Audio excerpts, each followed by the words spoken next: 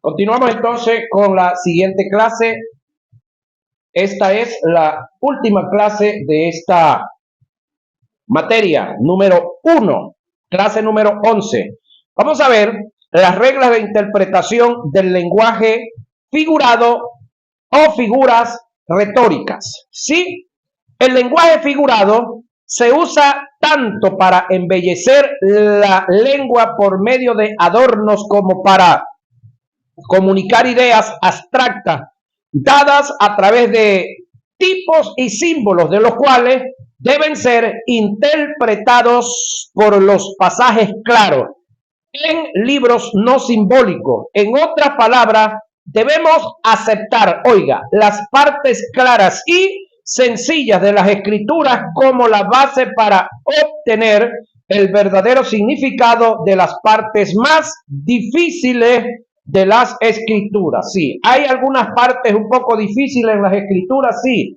Yo me estoy haciendo preguntas y quiero preguntarle a ustedes que en qué parte del globo terráqueo, en qué parte del mundo las mujeres engendran hijos. ¿Por qué la pregunta? Porque Pablo le escribe a Timoteo y la mujer se salvará engendrando hijos. Así está el texto.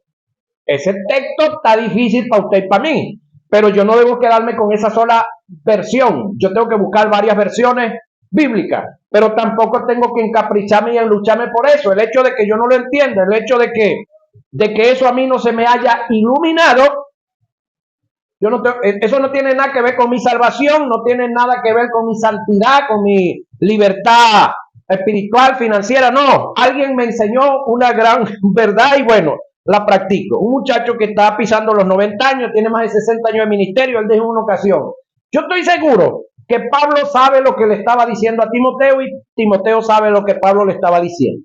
Que yo no lo sepa es otra cosa, pero acabamos de leer que nos ocupemos de las partes más claras y de ahí puede que lleguemos a esas más difíciles.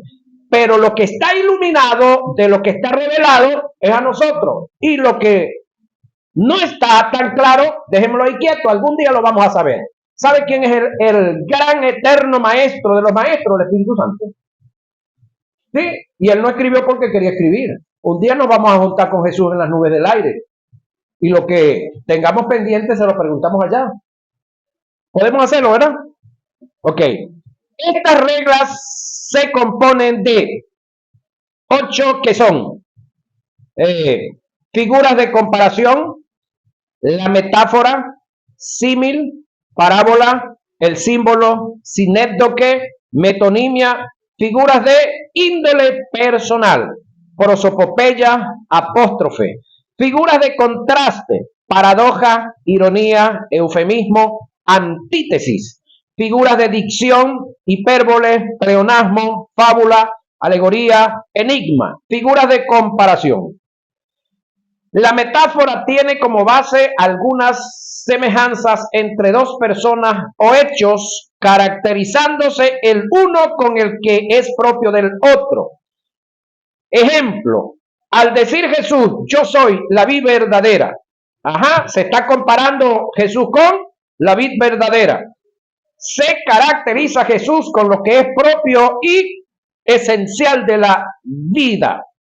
Al decir vosotros sois los pámpanos, se caracteriza a los discípulos con lo que es propio de los pámpanos. Al decir yo soy el pan de vida, se caracteriza Jesús con el procesamiento del pan y sus propiedades alimenticias, y a su vez es un antetipo del maná que los israelitas recibieron de Dios en el desierto. Símil, esta figura retórica recibe su nombre de una palabra latina que significa semejanza, parecido. Es donde se deriva la palabra similitud. El símil es una comparación, a su vez un recurso retórico, en el cual dos cosas son comparadas, una con la otra, presentándose el tipo con el antitipo y normalmente va precedida de la conjunción, como, ¿sí? Como el siervo brama, Salmo 42:1. Ok, creo que yo no les dije, pero si lo dije, lo voy a repetir. Creo que hay una verdad de esas duras que se sueltan aquí que la voy a decir ahorita. Escuchen, el 75% de todo lo que está escrito en la Biblia que usted tiene y carga, para su espiritualidad ya no le sirve. ¿Escuchó usted eso, verdad? El 75% aproximadamente de todo lo que está escrito en la Biblia que usted carga para su espiritualidad ya no le sirve. Comencemos con esto, de una vez. Como dice el Salmo 42:1, como el siervo brama. ¿Por qué? Por las corrientes de las aguas. ¿Cómo? ¿Cómo? Símil. No es que usted es un siervo de este tipo, porque la palabra siervo aquí está escrita con C, no con S. Usted es siervo con S, no con C. Bueno, ¿cuál es la diferencia de uno? Bueno, que siervo con S es el que sirve, como usted que sirve. Porque si usted no sirve, oye, vaya avisándome y yo le hago saber que sí va a servir. Entonces, siervo con S es el que sirve. Y siervo con C es ¿cuál? De cacería, de 4 patas, animal, un tipo de venado. ¿Sí? Entonces, este animalito tenía la característica de cuando venía siendo perseguido por un depredador, ¿qué hacía él? Bramaba, maullaba, pegaba su bramido. ¿Por qué causa? 2 razones. 1, tenía sed, quería tomar agua. 2, si él conseguía agua y atravesaba el río, el caño, la laguna que hubiese, el rastro por el cual venían los depredadores, hasta ahí llegaba. Pasaba al otro lado y podía, perderse, pues. El otro caso era que él necesitaba el agua para tomarlo. Ahora, David, él se está comparando con el siervo, David. Y para David era normal, era lógico. ¿Usted sabe cuántos años duró David huyendo después de que fue ordenado como nuevo rey de Israel? ¿Cuántos años duró huyendo para acceder al trono? Entre 15 y 18 años. Tuvo que vivir entre sus enemigos, tuvo que irse del territorio de Israel. En una ocasión por allá tuvo que hacerse el loco, dejarse crecer la barba y dejarse chorrear los mocos y la baba por aquí, el mosquero encima. ¿Usted no ha leído esa historia de David? Entonces, esto a David le cuadraba porque él anhelaba, él era el que decía que él anhelaba estar en la casa de Jehová un día, man que fuera, dijo el llanero. Pero pregunto yo, ¿usted anhela estar en la casa de Dios un día? No, usted es la casa de Dios ahorita. Ay, le sonó esa, ¿no? Pero con eso no estoy diciendo que no se congregue yo. Pila. Oíste, Isidro Canelón. Si no se congrega no es por mi culpa. Ya yo les aclaré. Ajá. Ahora, el detalle está. Juan 7:38, como dice Jesús allí. Los que creen en mí, como dice la Escritura, de su interior correrán ríos de agua viva. Eso es de Jesús para acá. Y hablaba del Espíritu Santo que habría de venir. Entonces, de Jesús para acá, el Salmo 42:1, a usted no le sirve. Históricamente hay que aprendérselo, es chévere, es calidad. Pero ya usted no puede andar en esta. Porque el texto para usted dice que si usted cree en Cristo y usted le entregó la vida a Jesús, entonces de usted tienen que correr ríos de agua viva y usted no tiene que estar pendiente ni de un charquito ni de una quebradita. ¿Están aquí, verdad? Entonces para su espiritualidad esto no le sirve. Para lo histórico, excelente. ¿Sí se entiende eso, verdad? Ok, porque ya estaban asustados algunos. Dijeron, me voy a la escuela, no vengo más con este loco. Aquí David hace una comparación muy personal. Oiga, con el siervo sediento, la semejanza está en que esa misma sed es que está en el siervo por causa de la cual son sus bramidos, de la misma forma clamaba su alma, la de David, desesperado por la presencia de Dios. Pero pregunto, ¿usted tiene que estar desesperado por la presencia de Dios ahorita? Ok, y tampoco desesperado yo. Y como Moisés levantó la serpiente en el desierto, y como Moisés levantó la serpiente en el desierto, así es necesario que el Hijo del Hombre, comparación, sea levantado. Juan 3:14. Observemos la comparación. Se hace una semejanza del Hijo del Hombre, Cristo Jesús, a la serpiente que Moisés levantó en el desierto. En este caso, la serpiente viene siendo el tipo y el cumplimiento que es el antitipo viene siendo Jesús. Debemos conocer que el antitipo es quien le da cumplimiento al tipo, pero cuando el antitipo se manifiesta, oiga, el tipo pierde vigencia. Por eso es que antes de Cristo se sacrificaba un cordero. Amén. Apareció Cristo, ahorita sería herejía o apostasía. Están sacrificando corderos por el perdón de mis pecados. Otro detallito, y aquí viene otra de estas rudas que tocan por ahí. Si el aceite hubiese sido antetipo del Espíritu Santo, pregunto yo, pastores, ¿el Espíritu Santo no vino hace 2024 años? ¿Qué hacemos usando aceite a esta altura entonces? ¿No es igualito que estuviéramos matando al corderito? Ay, son otra. Por eso que esta escuela no la quieren mucho yo. Bueno, alguien me dijo a mí que a mí que me quiere todo el mundo. No me quieren vivos y otros muertos, pero todo el mundo me quiere. Ajá. Cuando el antitipo se manifiesta, el tipo pierde vigencia. Parábola, eso es símil. Sí. Vamos ahora a las parábolas. Es la narración más o menos intensa de un suceso imaginario que por comparación se deduce una lección moral y espiritual. La parábola es un tipo de alegoría, presentada bajo la forma de una narración, relatando hechos naturales o acontecimientos posibles con el objeto de ilustrar o declarar una o varias verdades importantes, es decir, es una narración construida para comunicar verdades de suma importancia. La parábola, para poder interpretar, tiene 4 reglas fundamentales. Oiga, determine la verdad central de la parábola.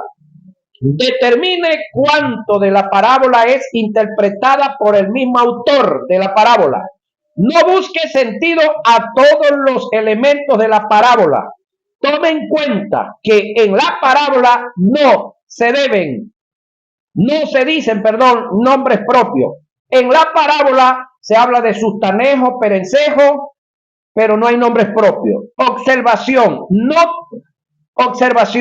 hay tal cosa como decir el acontecimiento el cual Jesús narró entre el rico y Lázaro es una parábola. Nunca olvidemos que las parábolas no se dicen nombres propios, señoras y señores.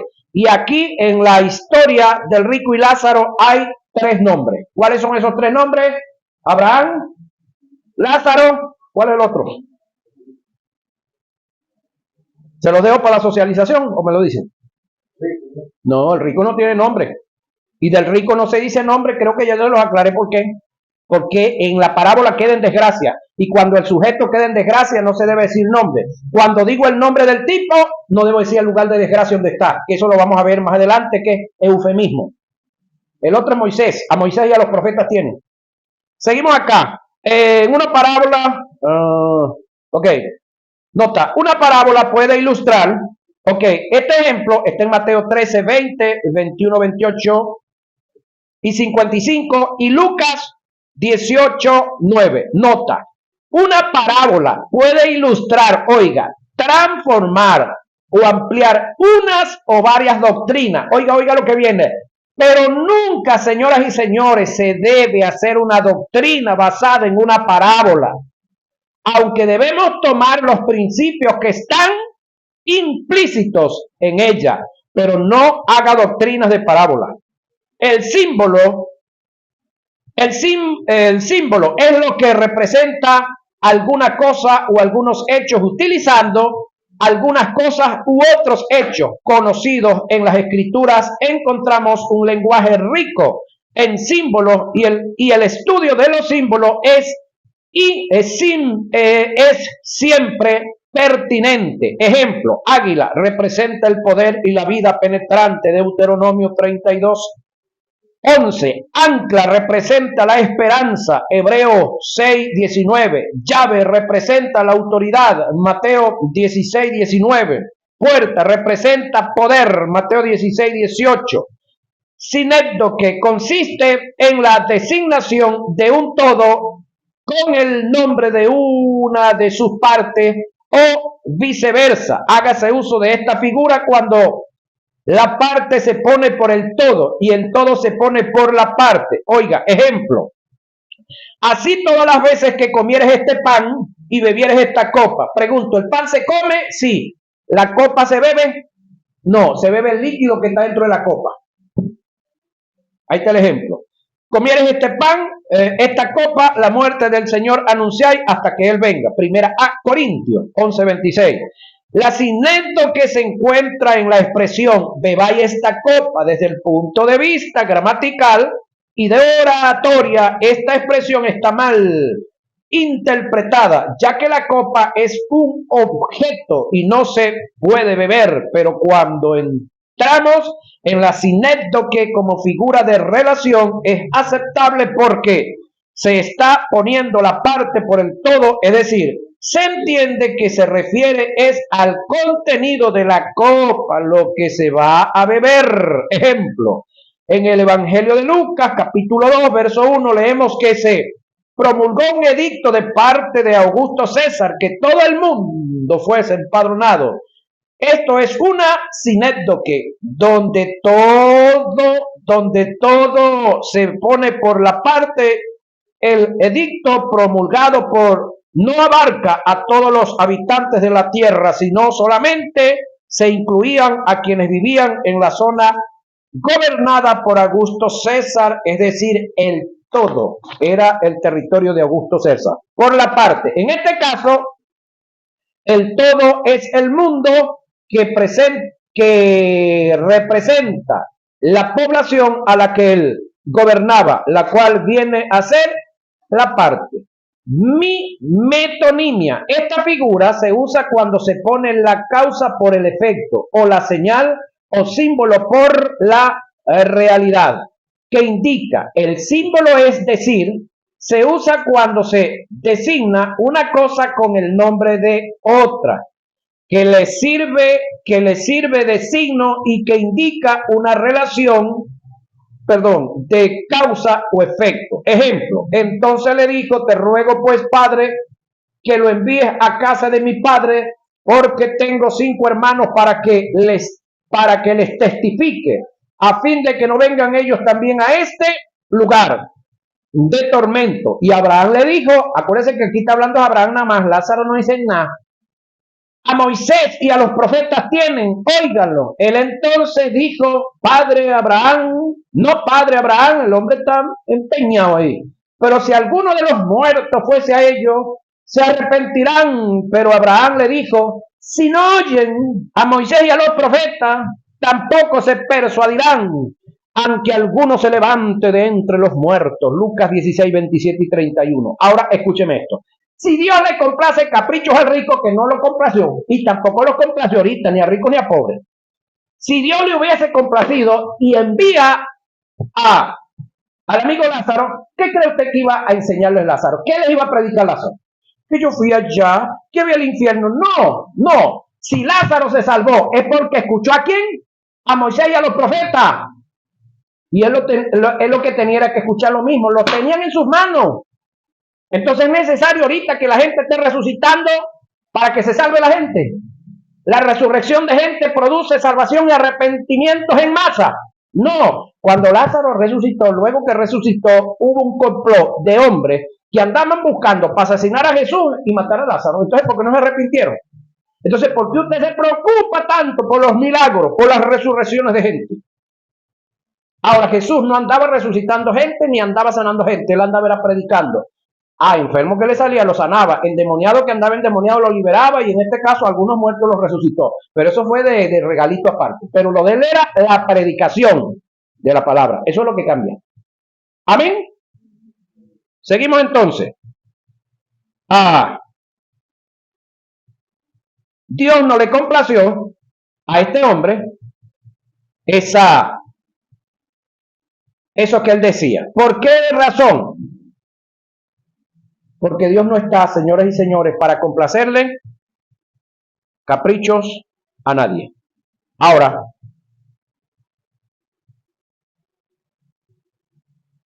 figuras de índole personal. Creo que vamos aquí, ¿verdad?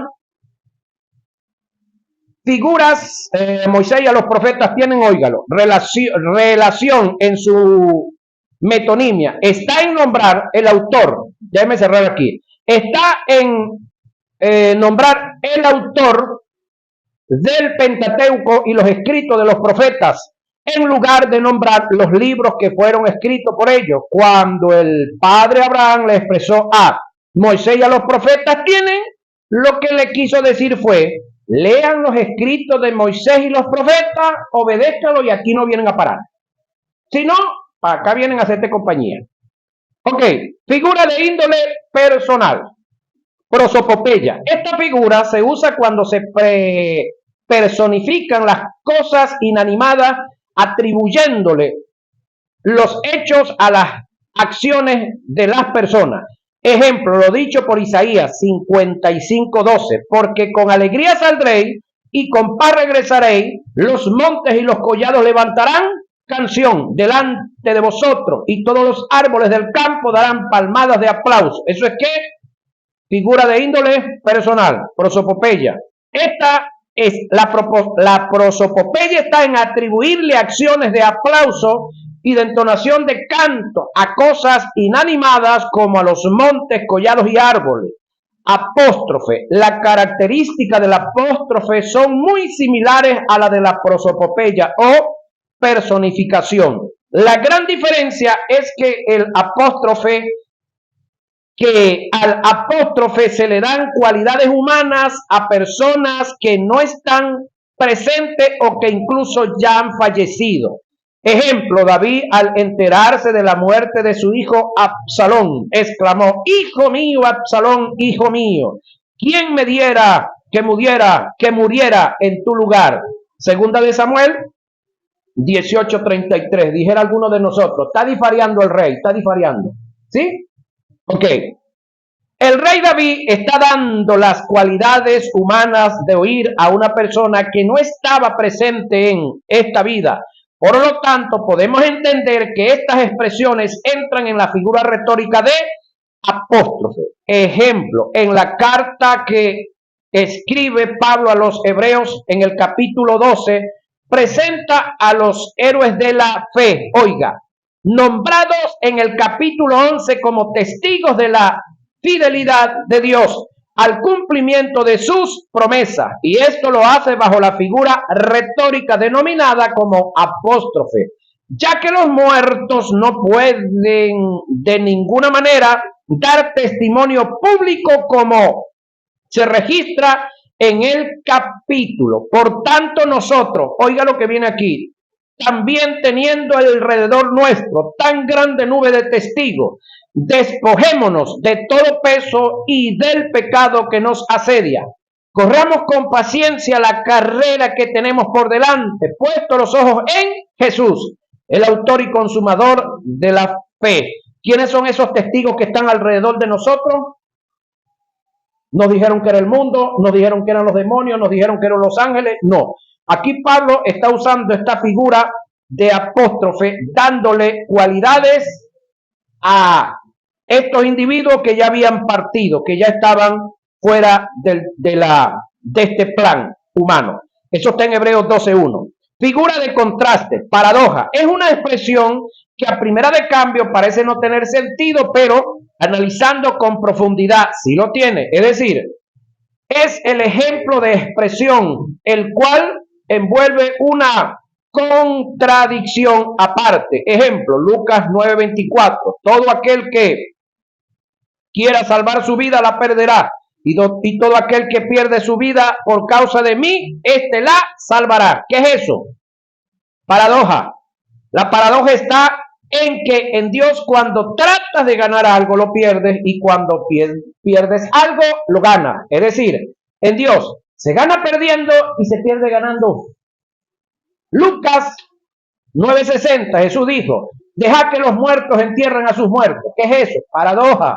Es inaceptable que en lo normal un muerto entierre a sus muertos y en esto está la paradoja que encierra un mensaje que los muertos desde el punto de vista espiritual puedan enterrar a los muertos físicos. Ironía. Esta figura se usa cuando se expresa lo contrario a lo que se quiere decir, pero siempre de tal modo que se hace resaltar el sentido verdadero. Es decir, que se hace en ironía, pero no se hace en burla, se hace de una manera, como yo le digo a un amigo mío que está sentado por allá, hola flaco, y él sabe que le estoy diciendo todo lo contrario. Hola pelo lindo, le dicen algunos cuando tienen el pelo así arañado, y le están diciendo que todo lo contrario. ¿Eso es qué? Ironía, pero una ironía con cariño, ¿no? Primera de Reyes 18:24 hacia el mediodía. Elías se burlaba de ellos diciendo, gritad con voz más fuerte, porque es un Dios, quizás está meditando, tiene algún trabajo o se ha ido de viaje. Tal vez duerme y haya que despertarlo. En este pasaje podemos notar la ironía en toda su extensión. Eufemismo. Esto es lo que tenemos que practicar en los mortorios, yo. Es un modo de seguir en forma simulada y decorosa ideas cuyas expresiones francas y literales resultan demasiado duras o mal sonantes. Oiga el ejemplo, Hechos 1:25, para que tome la parte de este ministerio y apostolado del cual cayó Judas, por transgresión, para irse a su propio lugar. Ya va Pedro. ¿Es que tú no sabes a qué lugar se fue Judas? Sí, pero como dije el nombre, Octaviano, por respeto a él, puso un eufemismo, que es el mismo caso del rico y Lázaro. Como voy a decir el lugar de desgracia, ¿dónde va a quedar el rico? Pregunto, ¿el rico no tenía nombre? Sí tenía, ¿por qué no lo dice? Eufemismo. Ah, pero aquí en este otro caso, como dije el nombre Judas, no digo el lugar de desgracia donde va a quedar el tipo. Así que pila, pues, cuando lo inviten por ahí a predicar en esos mortorios. Eufemismo. Usted no está negando la verdad. Usted está haciendo un eufemismo. El eufemismo está en que el orador, que en este caso es Pedro, expresó de una forma precisa y concisa o detallada el lugar donde Judas descendió, que es el infierno, sino que utilizó el término a su propio lugar. Otro tipo de eufemismo es que en vez de decirle a una persona, eres un desgraciado, usted le dice que no tiene la gracia de Dios. ¿Sí? ¿Qué pasa por ahí un borracho cayéndose y usted le dice que es un desgraciado? ¿Qué cree usted que va a hacer ese hombre? Pero usted le dice, amigo, usted no tiene la gracia de Dios. ¿Qué le dijo? Lo mismo, pero con inteligencia. ¿Sí? Con inteligencia. Eso es eufemismo. Ok. Antítesis. La antítesis es la figura que consiste en anteponer una frase o una palabra a otra de contraria significación. Esta figura es muy efectiva y su utilización es muy frecuente en la Biblia. Uno de los muchos casos está en el libro de Deuteronomio. Oiga, mira, yo he puesto delante de ti hoy la vida y el bien, la muerte y el mal. Deuteronomio 30:15. Como en todos los casos de antítesis, quien escucha o lee la misma queda en la posibilidad o responsabilidad de elegir. El Señor Jesús también utilizó en ocasiones esta figura retórica en Mateo 7, 13 y 14. Encontramos un ejemplo, porque ancha es la puerta y espacioso el camino. Otra vez queda claro que los oyentes tienen la oportunidad de elegir entre dos posibilidades. Eso es antítesis. Ok. Figura de dicción, hipérbole, exageración evidente, la cual tiene por objeto aumentar el efecto de lo que se dice. El primer ejemplo que vamos a ver está en Juan 21:25. Se hace uso de esta figura al decir: hay también otras muchas cosas que hizo Jesús, las cuales si se escribieran una por una, pienso, oiga lo que dice Juan, pienso, está hablando Juan él, que ni aún en el mundo cabrían los libros que se habrían de escribir. Y usted ahorita en un pequeño pendrive, usted mete toda una biblioteca. Eso en un pendrive, que es un chip. Y cuando tengamos los nanochips, no. Entonces, esto, aquí está mintiendo Juan, no. Esto es una figura de dicción, una hipérbole. Otro de los ejemplos de la hipérbole fue el lenguaje el cual Dios usó para dirigirse a Abraham, cuando le dijo: así será tu descendencia, comparando la descendencia con las estrellas del cielo, la arena del mar. Génesis 15:5. Nota, desde la existencia, oiga, del hombre hasta nuestros tiempos, no habría el número de habitaciones que sobrepasen la cantidad de estrellas y el número de la arena del mar. Por esta razón, entendemos esta expresión como una hipérbole que Dios utilizó. Referente a la hipérbole, se dice que es una exageración, pero recordemos que es solo una expresión para poder entender más fácil la fusión de una figura retórica. Toda exageración como tal es una mentira, y una mentira es falta de la verdad, pretendiendo hacer creer a la persona que escucha algo que no es cierto. Y la mentira es pecado. Sin embargo, al utilizar una hipérbole, no tiene la intención de engañar a nadie, sino simplemente la de hacer más accesible la comprensión de lo que pensamos explicar.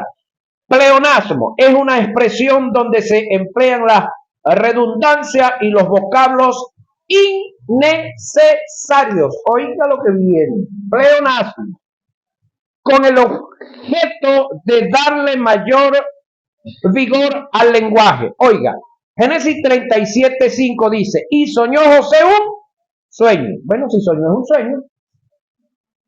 Pero eso es un pleonasmo. Y soñó José un sueño y lo contó a sus hermanos. Sin embargo, el jefe de los coperos no se acordó de José, sino que lo olvidó. Ya va, si no se acordó es porque lo olvidó. Pareciera que esto está así fuera de lo normal de la oratoria, ¿no? Génesis 40:23. De cierto os digo, que el que no nace de nuevo no puede ver el reino de Dios. Juan 3:2. Observemos que en todos los casos presentados hay una redundancia que según los principios gramaticales y de oratoria, esto está mal escrito y por ende mal expresado, pero entendiendo la figura del pleonasmo es aceptable. Fábula es una composición literal en la que por medio de una ficción, se dan una enseñanza moral. En ella intervienen seres inanimados o seres vivos, irracionales, que actúan y hablan como si fueran personas. Ejemplo, pero Joás, rey de Israel, envió a Amasías, rey de Judá. Estaban divididos los reinos acá allá. Esta respuesta: el cardo que está en el Líbano envió a decir al cedro que está en el Líbano: dale tu hija por mujer a mi hijo. Pero las fieras que estaban en el Líbano pasaron y pisotearon el cardo. Primera de Reyes 14:9. La fábula está en la forma en que se dirige Joás a Amasías. En este caso, el cedro representa a Joás, que es un tipo de árbol frondoso que representaba la prepotencia de este, y el cardo representaba a Amasías, que es otro tipo de árbol frondoso, queriendo así Joás humillar a Amasías. Las fieras vendrían siendo el ejército de Joás, el cual venía a destruir a Amasías, suceso que según los historiadores tuvo su cumplimiento. Alegoría, oiga lo que viene y vamos casi cerrando, es una sucesión o conjunto de metáforas generalmente combinadas en forma de narración cuyo significado original se prescinde. Oiga, de cierto os digo, esto es una redundancia en afirmación, es decir, cuando el que hablaba y decía de cierto os digo, está diciendo paren oído porque lo que voy a decir no es común, es algo que viene por encima de todo, pero que viene por causa de lo que les he dicho. Ok, de cierto os digo, el que no entra por la puerta en el redil de las ovejas, sino que sube por otra parte, ese es ladrón y salteador. Sí, esto es una alegoría, porque aquí está hablando de un tema y va a involucrar varios temas. Ok, el detalle es que para usted entender esto tiene que saber que en Israel habían dos tipos de encierros de ovejas. Estaba el encierro que se daba allá en el monte, en el campo, en el cual se buscaba un recodo en una quebrada, en un zanjón, un peñasco, y fácilmente se hacía un pequeño encierro para 2 o 3 o 4 pastores para tener sus rebaños ahí a la vista y evitar que los lobos se los comiesen. Entonces, la primera es ese tipo de encierro de allá del campo, del monte, en el cual los pastores por turno se acunclillaban en la única puerta que dejaban. Entonces, un grupo, los demás estaban durmiendo, 2 o 3 horas, se levantaba el otro y aquí pendiente. No vaya a venir una fiera del monte y aparte de comérselos ellos, arrasa con las ovejas también. Entonces, ese es un tipo de corral. Por eso acá hay una alegoría. Por eso pero también está el otro tipo de corral. Aquí me lo van a entender facilito los que viven en la Carucieña. La Carucieña es un urbanismo que se hizo donde la mayoría de las casas no tenían estacionamiento. Había un estacionamiento para que todo el mundo llegara a estacionarse ahí. También ese tipo de corrales lo tenían los judíos, pero ese era ya dentro de Israel, en las zonas más pobladas. Aquí había alguien que cuidaba, es decir, como el que está, el parquero que llaman ahí, el que cuida el estacionamiento. Entonces los pastores venían del monte, metían sus ovejas ahí y se iban a su casa, y así sucesivamente. En ese tipo de corral, cuando el pastor venía, entraba por la puerta y llamaba, y todas las ovejas oían su voz. Muchas de ellas todas tenían nombre y a cada una las llamaba. Pero cuando venía el que no era el pastor, entraba por la puerta, no, brincaba el corral, brincaba por la orilla. Entonces de eso es que está hablando acá. Por otra parte, ese es el ladrón y salteador porque salta la cerca. El que entra por la puerta, oiga, es el pastor de las ovejas. Jesús aquí se está refiriendo él como el pastor de las ovejas.